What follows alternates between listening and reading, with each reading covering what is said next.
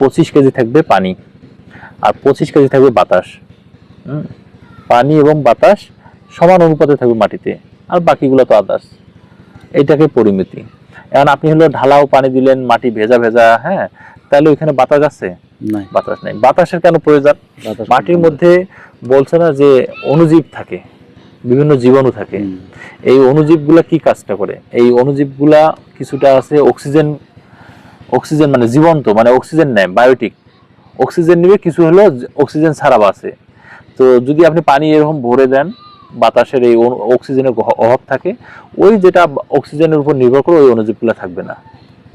না থাকলে সে বংশবৃদ্ধি করবে না, বংশ বৃদ্ধি না করলে এই সমস্যা। এরপর অতিরিক্ত যখন পানি থাকবে, আপনার এই শেকড় নরম থাকবে। এই শেকড় নরম যখন থাকবে, এই নরম শেকড়ে তখন ইজিলি অ্যাটাক করবে। ঠিক আছে। এবার পানি কেন দরকার? যে নিউট্রিয়েন্ট গুলো আছে, 17টা নিউট্রিয়েন্ট, এটা বিজ্ঞানীরা আবিষ্কার করছে, বাইরেও হইতে পারে। এই নিউট্রিয়েন্ট যেটা আছে, ধরেন আপনি যেটা দেন, আপনি সালফার দেন, বোরন দেন, যা দেন, এটা কি ওই কঠিন অবস্থায় নেয়? এটা নেয় কিভাবে? এটা নেয় হলোই যে পানি যেটা থাকে, পানি পানি ভাব, হ্যাঁ, এই পানি পানি ভাব, তার মধ্যে এটা ডিজলভ হয়। ডিজলভ মানে এটাকে পানির সাথে এটা দ্রবণ মিশিয়ে যায়, বুঝতে পারছি? তো নেওয়ার সাথে সাথে এই তখন সে এটা নেয়। যদি বেশি পানি দেন তাহলে এটা কি হবে? হালকা হবে, গাছ গ্রহণ কম করবে, বুঝতে পারছি আমি। আর একটা বিষয় হবে কিরকম, যে আপনার যখন আপনার বেশি এইভাবে পানি ভরায় দিবেন, পানির মধ্যে লবণ থাকে, বিভিন্ন ধরনের, হ্যাঁ, বিভিন্ন ধরনের কি থাকে, বিভিন্ন ধরনের হলো আপনাদের খনিজ যে পদার্থগুলো পানির মধ্যে থাকে না? আপনারা ডিস্টিল ওয়াটার দেখবেন যে কোনো টেস্ট পাবেন না।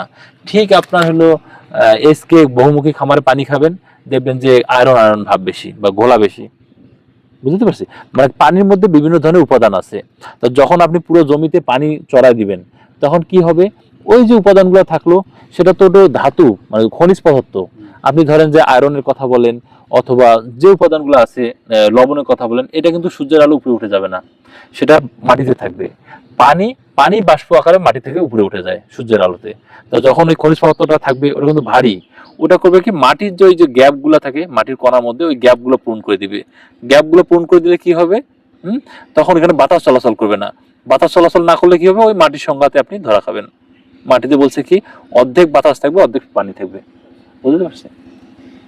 মানে আমরা যে উপরে যে ঢালা পানিটা দিচ্ছি, এটা খুবই খারাপ। দেওয়ার পরে তো মাটিটা বসে যাচ্ছে। হ্যাঁ, বসে যাচ্ছে। আপনাকে বসে যাচ্ছে। হ্যাঁ হ্যাঁ, তার মানে ওইখানে তো আর বাতাস, হ্যাঁ হ্যাঁ হ্যাঁ, মাটির মধ্যে। তাহলে আমরা পানি যদি একান্ত দেওয়াই লাগে, তাহলে আমরা মানে নালার নিচে পানি দেব, নালা, এটার নিচে পানি হালকা করে টান দিবে। না না না না, দেওয়া যাবে না, দেওয়া যাবে না। মানে উপরে ভিজি শুকনা থাকবে, মানে সব সময়ের জন্য, মানে এমন ভাবে পানি দিব উপরটা সব সময়ের জন্য শুকনো থাকবে। হ্যাঁ।